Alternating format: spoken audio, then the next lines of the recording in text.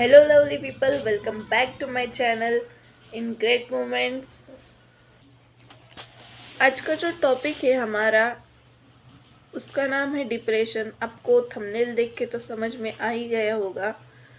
वैसे तो ये काफ़ी कॉमन हो गया है आजकल के जो जनरेशन चल रहा है उसमें, लेकिन इस टॉपिक पे कोई खुल के बात ही नहीं करना चाहता है। और अगर कोई करता भी है तो लोग उससे मजाक में ले लेते हैं, लेकिन ये काफ़ी सीरियस इशू भी हो सकता है। और काफ़ी बार लोग ये गलती कर देते हैं कि लोग सैडनेस और डिप्रेशन को एक ही समझ लेते हैं, लेकिन ये टोटली दोनों अलग अलग होते हैं, एक नहीं होते। जब कोई इंसान सैड होता है तो उसे पता होता है कि वो क्यों सैड है, लेकिन जब कोई इंसान डिप्रेस होता है तो उसे नहीं पता होता कि वो सैड क्यों है, सॉरी डिप्रेस क्यों है। जब कोई इंसान सैड होता है तो मतलब कुछ भी हो जाए, वो ज़्यादा से ज़्यादा 1 घंटा सैड होता है, 2 घंटा सैड होता है, और अगर ज़्यादा हो भी जाए तो 1 दिन में हो जाता है ठीक। अगर वो एक कोई अपना पसंदीदा गाना भी सुन ले तब भी उसका मूड ठीक हो जाता है। लेकिन जो इंसान डिप्रेस होता है उसे पता ही नहीं होता वो डिप्रेस क्यों है, तो उसे टाइम लगता है इन सब चीज़ों के लिए समझने के लिए, एनालाइज करने के लिए। और पहली बात तो हमें पता ही नहीं होता कि डिप्रेस क्यों है, तो वो एनालाइज क्या करेगा। जब कोई इंसान डिप्रेस होता है तो वो इंसान पूरी दुनिया से कट जाता है, मीन्स वो अलग हो जाता है। वो खुद को मतलब अलग कर लेता है, किसी से मिलता नहीं, ना उसको किसी से मिलने का मन करता है, ना कुछ खाने का मन करता है। वो बस लेटा रहता है और सोचता रहता है। और अगर वो इंसान पूरी रात बहुत अच्छी नींद लेता है और सुबह उठ के भी उसको फिर भी सोने का ही मन करता है। और कुछ कुछ केसेस में ऐसा होता है कि इंसान का वेट लॉस होता है, और कुछ कुछ केसेस में ऐसा होता है कि इंसान का वेट बढ़ जाता है। कुछ लोग खाना कम कर देते हैं, कुछ लोग ज़्यादा खा लेते हैं, एपिटाइट चेंज हो जाती है। ये क्यों होता है ये बताना वैसे तो थोड़ा मुश्किल है, लेकिन जितना मैंने मेरी एक्सपीरियंस से समझा है, वैसे मैं 24 इयर्स की हूँ, लेकिन मैंने भी बहुत कुछ देखा है अपनी लाइफ में, और वो हर चीज़ मैं आपको नहीं बता सकती इस वीडियो में। लेकिन जो मैंने समझा है मैं उस हिसाब से आपको बताऊंगी कि डिप्रेशन किन वजहों से हो सकता है। और ये मेंटली मतलब मेंटल प्रॉब्लम की वजह से हो सकता है, और फिज़िकल रीजंस की भी वजह से हो सकता है। आपने कई सारी मूवीज़ में देखा होगा कि उसमें कहते हैं कि मतलब किसी हीरोइन के लिए या फिर हीरो के लिए, यार वो ना डिप्रेशन में है और उसकी ना थेरेपी चालू है। लेकिन उस थेरेपी में होता क्या है? एक तो थेरेपी होती है जो होती है काउंसलिंग, जहाँ पे इंसान को मतलब उसकी प्रॉब्लम्स जानी जाती है और उसको बिना जज करे उसका मन हल्का होता है और उसके माइंड को काम किया जाता है। और दूसरी ट्रीटमेंट होती है गोलियाँ, एंटी डिप्रेशन की गोलियाँ होती है, जिससे काफ़ी नींद आती है इंसान को, और उससे भी यही होता है कि इंसान का माइंड ज़्यादा सोच नहीं पाता, उससे बहुत अच्छी नींद आ जाती है।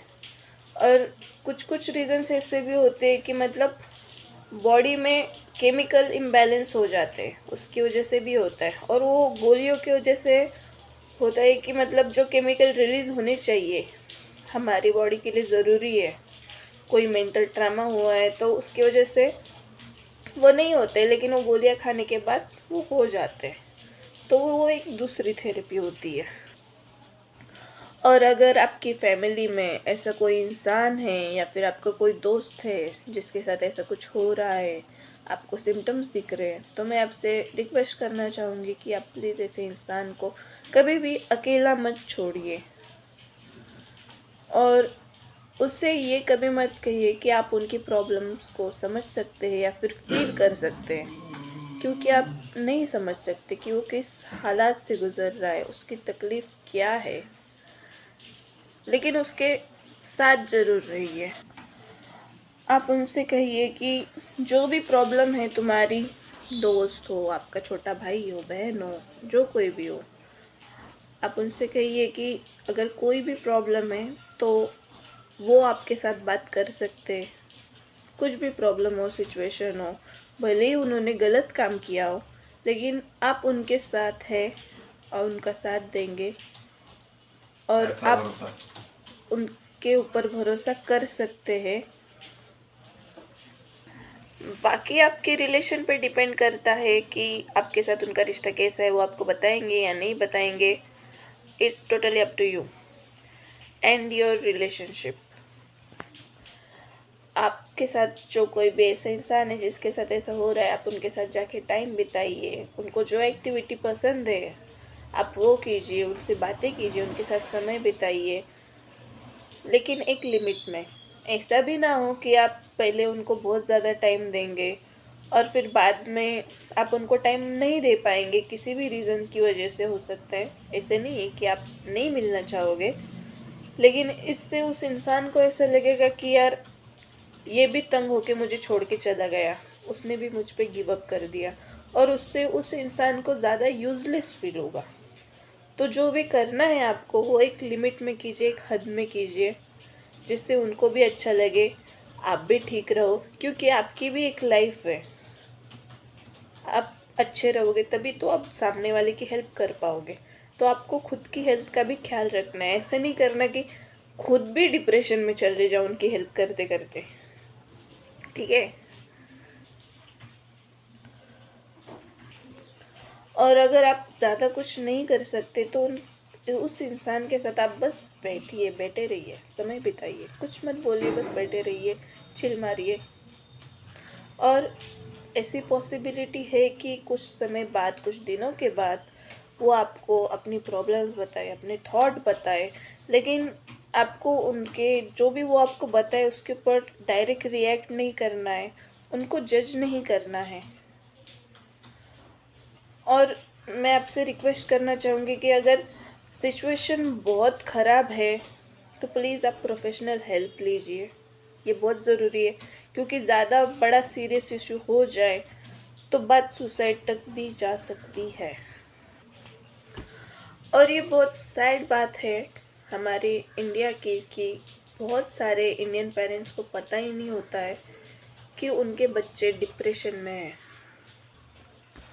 माँ बाप गलत होते हैं, मैं ऐसा नहीं कह रही हूँ, लेकिन कुछ सिचुएशंस में वो गलत होते हैं, स्पेशली जो पुरानी सोच रखते हैं। उनको बस यही चाहिए होता है कि हमारा बेटा या बेटी एग्ज़ाम्स में बहुत अच्छे नंबरों से पास हो जाए, टॉप कर दे, या फिर हमें पैसे कमा के ला दे। और उनको पता ही नहीं होता है कि उनके बच्चों की लाइफ में क्या चल रहा है, वो खुश है नहीं है, वो अपनी लाइफ में क्या कर रहे हैं, उनके ड्रीम्स क्या है, उनके लाइफ के गोल्स क्या है, वो कुछ समझना ही नहीं चाहते हैं। और ऐसे सिचुएशन में जब मतलब पेरेंट्स की बहुत ज़्यादा एक्सपेक्टेशंस होती है, ऐसे हालात में वो बंदा या बंदी जो डिप्रेस है वो और ज़्यादा डिप्रेस फील करने लगता है। वैसे इस टॉपिक पे अगर आपको वीडियो चाहिए तो मुझे कमेंट सेक्शन में ज़रूर बताइए, बनाएंगे हम वीडियो फ्यूचर में। मैं सभी माँ बाप से और बड़े भाई और बहनों से दिल से गुजारिश करना चाहूँगी कि आप अपने भाई बहनों के साथ या फिर छोटे भाई बहनों के साथ या फिर अपने बच्चों के साथ प्यार से रहे, दोस्त बन के रहिए। और अगर उनसे कोई गलती हो भी जाती है तो सीधा उनको डांटने से पहले या फिर मारपीट करने से पहले प्लीज़ उनसे बात कीजिए, थोड़ी देर बैठ के जानिए कि उन्होंने ऐसे क्यों किया है, क्या ज़रूरत आन पड़ी उनको ऐसे कुछ करने की, एनालाइज कीजिए। और अगर बहुत बड़ी गलती है, सचमुच में उनकी गलती है, तो उनको अच्छे से समझाइए कि वो जो कुछ भी कर रहे हो गलत है, उनको डायरेक्शन दीजिए। मैं इस टॉपिक पे भी वीडियो बनाना चाहती हूँ क्योंकि जो बच्चे होते हैं उनको गाइडेंस ही नहीं दी जाती है अच्छी। कि वो क्या करे क्या ना करे, क्योंकि हम सब छुपाते हैं इंडिया में हर टॉपिक के बारे में, कोई खुल के बात ही नहीं करता है। ऐसे बहुत सारे टॉपिक्स हैं, लेकिन मैं नहीं कहना चाहती अभी। आप प्लीज़ अपने बच्चों से अच्छे से रहिए, प्यार से रहिए। और जो इंसान डिप्रेस है और रिकवर होने की कोशिश कर रहे हैं, मैं उनसे कहना चाहती हूँ कि आपकी लाइफ में कितनी भी बड़ी प्रॉब्लम होने दीजिए, ऐसा नहीं हो सकता कि उसका कोई सॉल्यूशन ना हो, उसका ज़रूर सॉल्यूशन होगा। आप फाइंड आउट कीजिए और उसके ऊपर काम कीजिए। मुझे आप पर भरोसा है, आप काफ़ी स्ट्रॉन्ग है। डट के सामना कीजिए हर सिचुएशन का, सब ठीक हो जाएगा। Just believe in your self and love your self. आप पूरा आसमान है। एंजाइटी, जेलेसी, सैडनेस, ब्रेकडाउन्स, ये सब क्लाउड से, बादल है, ये आएंगे और जाएंगे। आप उनको अलाउ कीजिए कि वो आए और जाए। आप स्टक मत होइए कहीं पे भी। वो आएंगे जाएंगे, लेकिन आप वहीं पे खड़े रहेंगे। बाकी सब फीलिंग्स आती जाती रहेंगी, लेकिन आप इन सब से बड़े हो। You are great soul, great personality. Nothing is temporary in this world and nothing is permanent. खुद पर भरोसा रखिए, सब कुछ ठीक हो जाएगा, मुझे पूरा भरोसा है। और अगर आपको ये वीडियो थोड़ी सी भी अच्छी लगी हो तो please like, comment, share, subscribe करें और बेल आइकन को भी प्रेस करें, ताकि जब भी मैं नया वीडियो अपलोड करूँ तो आपको सबसे पहले पता चले। और आप और कौन से टॉपिक चाहते हैं जिसके ऊपर मैं वीडियो बनाऊँ, मुझे कमेंट सेक्शन में ज़रूर बताइए।